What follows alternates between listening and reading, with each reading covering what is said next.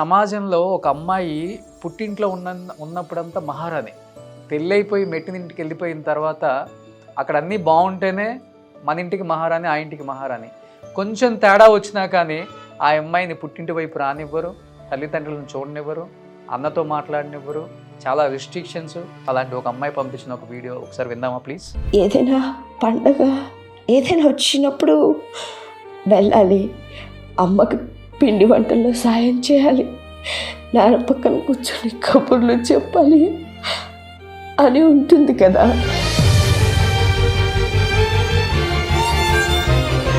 మా అన్నయ్య అయినా మా అమ్మ మా నాన్నని బాగా చూసుకుంటారు అని కొంచెం హోప్తో ఉండేదాన్ని. కానీ తర్వాత తెలిసింది ఏంటంటే వాడి పరిస్థితి నాకన్నా దారుణంగా ఉందని.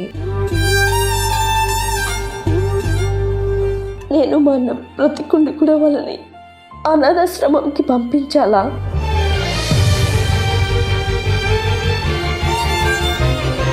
పిల్లలు ఎందుకు గమనించట్లో నాకు అర్థం కావట్లేదు. 6 years వచ్చే వరకు కూడా మనం అమ్మ నాన్న పక్కన లేకపోతే మనం ఉండలేం. కానీ తల్లిదండ్రులు 60 years వచ్చిన తర్వాత పిల్లల దగ్గర లేకపోతే ఉండలేరు. గంట ఫోన్ మాట్లాడినా చాలండి అని ఏడ్చే పేరెంట్స్ చాలా మంది ఉంటారు. ఏ కోడలు కూడా అత్తగారిని ఇష్టపడదు, ఈ జనరేషన్లో అసలు ఇష్టపడదు. ఓకే, అది రూల్. ఇంకంతే. వాళ్ళ అమ్మ కూడా ఒక అత్తే కదా. ఓన్లీ డబ్బే ఒక ఆట ఆడిస్తుందేమో అనే అంత భయాన్ని క్రియేట్ చేస్తుంది. మనిషికి మనిషితో అవసరం లేకపోతే బంధాలే మిగలవు, వాల్యూసే మిగలవు. అలా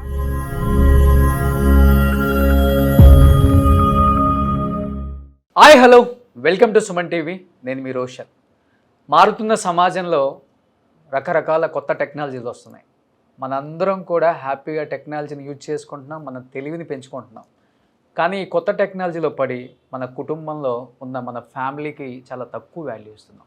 అది అమ్మకైనా, నాన్నకైనా, అన్నకైనా, చెల్లికైనా, అక్కకైనా, చివరికి భార్యకైనా, మన ద్వారా ఈ భూమి మీదకి వచ్చిన పిల్లలకైనా.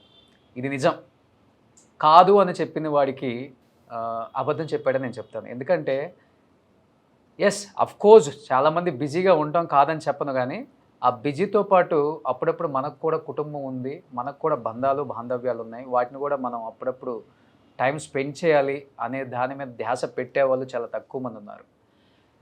అలాంటి ఫ్యామిలీ వాల్యూస్ మీద కాన్సెప్ట్తో ఒక మంచి షోని మీ ముందుకు తీసుకురాబోతున్నాం. మనుషుల విలువల మీద, బాంధవ్యాల మీద ఎప్పటికప్పుడు స్పందించే రమ్య గారిని ఈ షోలో ఒక స్పెషల్ గెస్ట్గా ఆమెను తీసుకురావటం నాకు నిజంగా చాలా చాలా హ్యాపీగా అనిపిస్తుంది.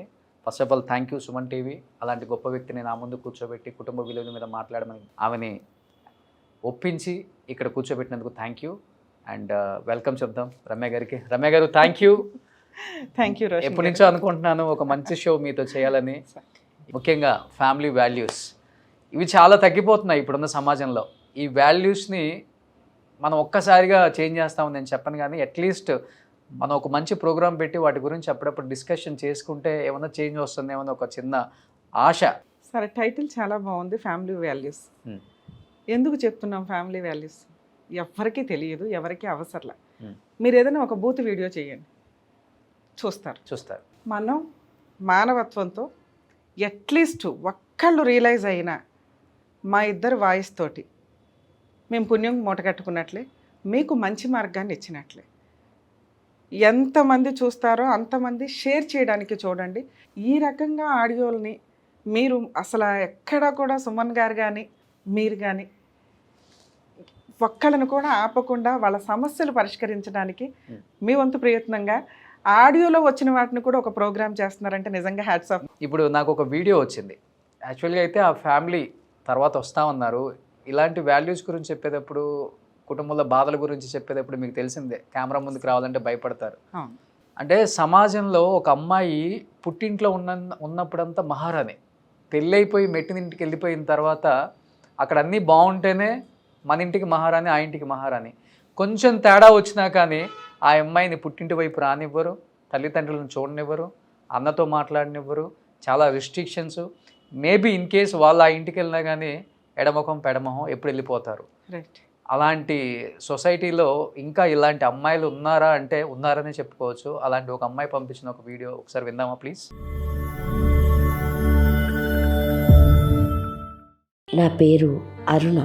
మా అమ్మ నాన్నకి 2 సంతానం, నేను మా అన్న. ఇద్దరిని ఆడ మగ తేడా లేకుండా మా అమ్మ మా నాన్న సమానంగా పెంచారు. మాకున్న పొలాలు ఆస్తులతో ఇద్దరిని ఉన్నత చదువులు చదివించారు. ఎక్కడెక్కడి నుంచో సంబంధాలు వస్తే నేను మా అన్నయ్య విడిపోతామేమో అన్న భయంతో ఒకే ఊర్లో సంబంధాలు చూసి మాకు పెళ్ళిళ్ళు చేశారు. ఇప్పుడు నేను మా అన్నయ్య బాగానే సెటిల్ అయిపోయాం. కానీ మా అమ్మ మా నాన్నే ఒంటరైపోయారు. నాకేమో మా ఇంటికి వెళ్ళడానికి కూడా పర్మిషన్ లేదు. ఒకవేళ వాళ్ళు ఎప్పుడైనా వచ్చినా మా ఇంట్లో మూతి విరుపులు. ఒకరోజు నేను మా వారిని స్ట్రైట్గా అడిగేశాను, ఏమండి, మా అమ్మ నాన్నకి వయసు పైపడుతుంది, వాళ్ళు మమ్మల్ని చాలా కష్టపడి పెంచారు, ఇప్పుడు వాళ్ళు చేసుకోలేకపోతున్నారు, మనం తీసుకొచ్చుకుందామని. దానికి ఆయన చెప్పిన సమాధానం విని నాకేం మాట్లాడాలో అర్థం కాలేదు. పెళ్ళిలో నేనేమైనా మీకు మాట ఇచ్చానా మీ వాళ్ళని చూసుకుంటానని? మా వాళ్ళనే నేను చూసుకోవట్లేదు, ఇక వాళ్ళని ఎలా చూసుకుంటాను? అయినా 2 వస్తే నాకు చాలా బర్డెన్ అయిపోతుంది అన్నారు. బహుశా నాలాంటి ఆడపిల్లలకి ఇది తప్పదేమో. తల్లిదండ్రులను చూసుకోవాలని ఉన్నా చూసుకోలేని దుస్థితి. ఏదైనా పండగ ఏదైనా వచ్చినప్పుడు వెళ్ళాలి, అమ్మకి పిండి వంటల్లో సాయం చేయాలి, నాన్న పక్కన కూర్చొని కబుర్లు చెప్పాలి అని ఉంటుంది కదా. సరే, నా పరిస్థితి ఇలా పక్కన పెడితే ఇక మా అన్నయ్య అయినా మా అమ్మ మా నాన్నని బాగా చూసుకుంటారు అని కొంచెం హోప్తో ఉండేదాన్ని. కానీ తర్వాత తెలిసింది ఏంటంటే వాడి పరిస్థితి నాకన్నా దారుణంగా ఉందని. ఒక పూట ఇంటికి పిలిచి వాళ్ళకి అన్నం పెట్టడానికి కూడా మా వదినకి మనసు రావట్లేదు. ఇక వాళ్ళని ఏం చూసుకుంటుంది? ఇక మా అన్నయ్య వాళ్ళ చేతిలో కీలుబొమ్మగా మారిపోయాడు. సో వాడు కూడా చూసుకునే పరిస్థితి లేదు. చిన్నప్పుడు నేను మా అన్న పెద్దయ్యాక అమ్మని ఇలా చూసుకోవాలరా, నాన్నని ఇలా చూసుకోవాలరా అని ఎన్నో కలలు కన్నాం. కానీ అవి ఏవి చూసుకోలేకపోతున్నాం. ఇప్పుడు వాళ్ళని అనాథాశ్రమంకి పంపించే పరిస్థితి వచ్చింది. నేను మా అన్న బ్రతికుండి కూడా వాళ్ళని అనాథాశ్రమంకి పంపించాలా, లేదా నా కాపురాన్ని పాడు చేసుకొని మా అమ్మ మా నాన్న కోసం వెళ్ళిపోవాలా? దీనికి సమాధానం మీరే చెప్పండి, దయచేసి చెప్పండి.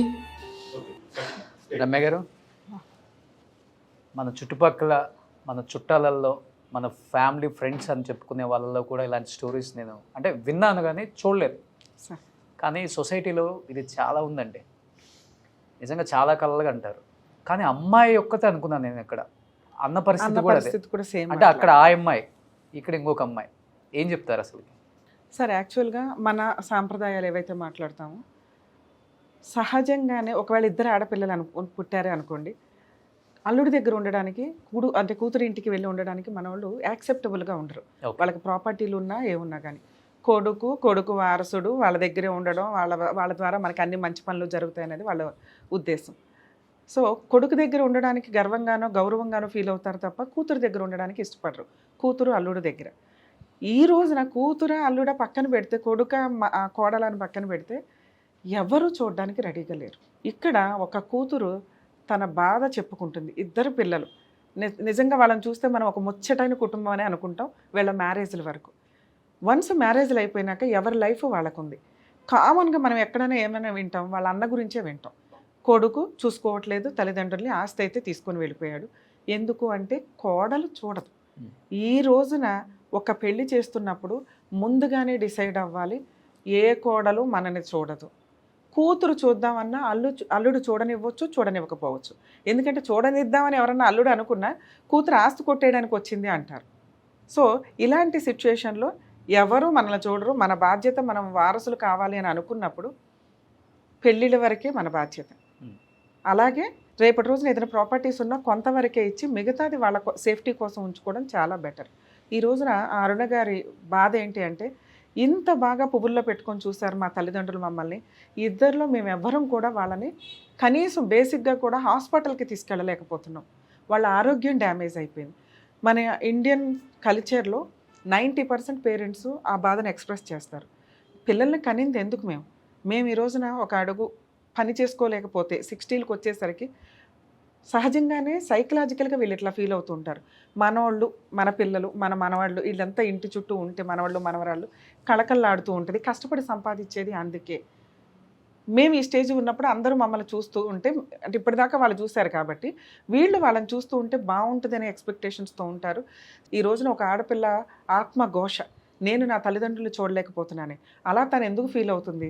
వీళ్ళు ఏదో కష్టంలో ఉన్నారు, వీళ్ళు ఏదో వాళ్ళ పని వాళ్ళు చేసుకోలేకపోతున్నారు, హాస్పిటల్కి కూడా ఒకళ్ళనొకళ్ళు తీసుకెళ్ళలేని పరిస్థితి అయి ఉండొచ్చు, అందువల్ల అమ్మాయి అంత సఫర్ అవుతుంది. బ్రదర్ దగ్గర నుంచి ఏదైనా సపోర్ట్ వస్తుందా అంటే ఇంకా ఈ అమ్మాయి అన్న వీళ్ళ హస్బెండ్ని ఏమైనా రిక్వెస్ట్ చేసుకోగలదేమో కానీ బ్రదర్కి ఆ సీన్ కూడా ఉండదు. ఎందుకంటే అక్కడ ఉన్నది కోడలు. ఏ కోడలు కూడా అత్తగారిని ఇష్టపడదు, ఈ జనరేషన్లో అసలు ఇష్టపడదు, అది రూల్. ఇంకంతే. వాళ్ళ అమ్మ కూడా ఒక అత్తే కదా అయినా కూడా ఇప్పుడు ఈవిడ వాళ్ళ అత్తగారిని ఎలా చూస్తుంది అనేది మనకు తెలియదు. ఇక్కడ మా హస్బెండ్ ఒప్పుకోవట్లేదు అన్నప్పుడు ఒక సెంటెన్స్ మనకేం వచ్చింది, మా అమ్మ నాన్నే నేను చూడట్లేదు, నువ్వేంటి మీ అమ్మ నాన్న చూసేది అని. అంటే వాళ్ళ హస్బెండే వాళ్ళ పేరెంట్స్ని అవాయిడ్ చేసి పెట్టుకున్నాడు. సో అట్లాంటప్పుడు ఈవిడ అత్తగారిని చూద్దామన్నా ఇక్కడ సీన్ లేదు. తల్లిదండ్రులు చూడడానిక, అత్తమామలనే చూడడానికి ఆ భర్త ఇష్టపడినప్పుడు అత్తమామలు ఎందుకు చూస్తాడు అతను? ఈవిడ అత్తమామలు చూడడానికి సీన్ లేదు, ఈవిడ అమ్మా నాన్న చూడడానికి ఆయన ఎందుకు ఇంట్రెస్ట్ చూపిస్తాడు? అక్కడ క్లియర్. ఏదైనా ఒకరోజు పంపిస్తాడో తప్ప చూడడం అనేది ఉండదు. వీళ్ళిద్దరూ హ్యాపీగా ఉండాలంటే, అంటే ఇక్కడ మనల్ని అడుగుతున్నది అరుణ గారే కాబట్టి, ఆ అమ్మాయి హ్యాపీగా ఉండాలంటే చేయాల్సిన పని, బ్రదరో వదినో వచ్చి హెల్ప్ అయితే చెయ్యరు, వాళ్ళని అడగటం కూడా దండగా. ఎందుకంటే ఆ స్టేజ్ ఆ కోడలు ఆ అన్న కూడా ఫేస్ చేస్తారు, ఆ వదిన ఆ అన్న కూడా ఫేస్ చేస్తారు ఫ్యూచర్లో. వాళ్ళు ప్రిపేర్ అయిపోయి ఉంటారు, ఎందుకంటే ఈ జనరేషన్కి తగ్గట్టు ఉంటారు కాబట్టి. మనం ఇదంతా మాట్లాడుకుంటున్న ఒక 20 years 30 years జనరేషన్ గురించి. ఇక్కడ కూతురు కాబట్టి తన బాధ చెప్పుకుంటూ మాట్లాడింది. అదే కొడుకు చెప్తే ఇంకెంత బాగుండేదండి. ఈ ప్రాసెస్ అనేది, మేడం మా వైఫ్ నన్ను నా తల్లిదండ్రులు చూడనివ్వటం లేదు, నా తల్లిదండ్రుల పరిస్థితి ఎట్లా ఉంది, పోనీ వాళ్ళకి ఆస్తి లేదా అంటే ఆస్తి ఉంది, ఆస్తి పంపకాలు జరిగినాయి, ఉన్నంతలో ఈ రోజున వాళ్ళు ఫైనాన్షియల్గా బాగున్నప్పటికీ కూడా మాట్లాడే వాళ్ళు లేరు, బాగోగులు కనుక్కునే వాళ్ళు లేరు. అది ఆ తల్లిదండ్రులకు మేజర్. దూరంగా ఎక్కడో ఉంటే ఊర్లోనే దగ్గరలోనే ఉన్నారు, ఉండి కూడా ఒక 2 hours వెళ్ళగలిగే పొజిషన్ ఉండి కూడా చూడలేని పరిస్థితి. ఈ స్టేజ్లో ఉన్నప్పుడు సీనియర్ సిటిజన్స్ని మనం రిక్వెస్ట్ చేయాలి, మీరు హ్యాపీగా ఉంటే ఆ పిల్లలు హ్యాపీగా ఉంటారు. మీరు హ్యాపీగా ఉండాలంటే ఈ మధ్య కొన్ని అయితే హోమ్లో వస్తుంది. ఇక్కడ మనం హోమ్ అని తక్కువగా చేసి మాట్లాడడానికి లేదు. ఏదైతే మనం ఫ్లాట్లు అపార్ట్మెంట్లు కొనుక్కుంటున్నామో ఇక్కడ మనకి ఆ కల్చర్ అలవాటు ఉంటే ఒకళ్ళకొకళ్ళే హెల్ప్ చేసుకుంటారు. వీళ్ళకి ఇట్లా గబుకుని హెల్త్ బాగోపోయినా కొడుకో కూతురుకో ఫోన్ చేయడం అనేది. ఒకవేళ అలాంటి సీన్ లేకపోతే నిజంగా కొన్ని హోమ్స్ మనం చూస్తున్నామండి. అవి హోమ్స్ అంటానికంటే అపార్ట్మెంట్ కల్చర్లో ఇండివిజువల్గా హ్యాపీగా ఉండడు. టిఫిన్ దగ్గర నుంచి, లంచ్ దగ్గర నుంచి, హాస్పిటల్ దగ్గర నుంచి, పార్క్ దగ్గర నుంచి అన్ని అక్కడ entertainment programs old age apartments villas రెండు వచ్చాయి, రేంజ్కి తగ్గట్లు ఉంటున్నాయి. వీళ్ళు అలా హ్యాపీగా ఉంటే ఆ అమ్మాయి హ్యాపీగా ఉంటుంది. కొడుకు కాపురం కూడా మేబీ ఇప్పుడు అతను ఒక అడుగు బయటకు వేసాడంటే అక్కడ కాపురం పోతుంది. ఈవిడ భర్తను కాదనుకుని ఒక అడుగు తల్లిదండ్రుల కోసం వచ్చిందంటే ఇక్కడ కాపురం పోతుంది. ఇక్కడ పిల్లలు ఉన్నారు, అక్కడ పిల్లలు ఉన్నారు. వీళ్ళకి చెప్పడానికి మన ఇద్దరం కూర్చోను సుమన్ టీవీ ద్వారా ఫ్యామిలీ వాల్యూస్ తోట ఇలా చెప్పగానే గబగబా అక్కడ కొడుకు ఇక్కడ కూతురు వెళ్ళిపోయి అమ్మ అనేది జరగకపోవచ్చు. పిల్లలు ఎందుకు గమనించట్లో నాకు అర్థం కావట్లేదు. 6 years వచ్చే వరకు కూడా మనం అమ్మ నాన్న పక్కన లేకపోతే మనం ఉండలేం. కానీ తల్లిదండ్రులు 60 years వచ్చిన తర్వాత పిల్లల దగ్గర లేకపోతే ఉండలేరండి. అందువల్ల ఇవన్నీ జరుగుతున్నాయి. సేమ్ ఇదే, హ్యాపీగా ఉండండి అంటున్నాం కానీ ఉండలేరు పాపం వాళ్ళు. సార్ కనీసం గంట ఫోన్ మాట్లాడినా చాలండి అని ఏడ్చే పేరెంట్స్ చాలా మంది ఉంటారు. ఒకప్పుడు భార్యాభర్తలు తగాదాయి భార్య పుట్టింటికి వెళ్ళిపోతే భర్తకి ఇల్లే గడిచేది కాదు. గట్టిగా 10 days బయట ఫుడ్ వండుకొని సొంతగా తింటే హెల్త్ ప్రాబ్లం వచ్చేది. మళ్ళీ పెద్ద మనుషులు పెట్టుకొని అత్తమామల దగ్గరికి వెళ్ళి ఏదో బతుని అడుగుని భార్యను తెచ్చుకునేవాళ్ళు. ఈ రోజున అసలు భార్య వంట చేయట్లా, ఆవిడ లేకపోయినా బతకగలరు, భర్త లేకపోయినా బతకగలరు, పేరెంట్స్ లేకపోయినా బతకగలరు. ఓన్లీ డబ్బే ఒక ఆట ఆడిస్తుందేమో అనే అంత భయాన్ని క్రియేట్ చేస్తుంది. ఎందుకంటే మనిషికి మనిషితో అలా అవసరం లేకపోతే బంధాలే మిగలవు, వాల్యూసే మిగలవు. అలాంటి ఒక సమాజంలోకి మనం వెళ్ళిపోతున్నామేమో అని భయం వేస్తుంది. మనవంతు ప్రయత్నంగా మనం కనీసం ఎవరన్నా రియలైజ్ అయితే బాగుండు, వాటిని మిగిల్చుకుంటే బాగుండు వాల్యూస్ని అనేది నా రిక్వెస్ట్. మన ఇద్దరం మాట్లాడుతున్నాం, మనం కరెక్ట్గా ఉన్నంత మాత్రం సరిపోదు, మన పిల్లల్ని అలా పెంచుకుంటూ వెళ్ళాలి.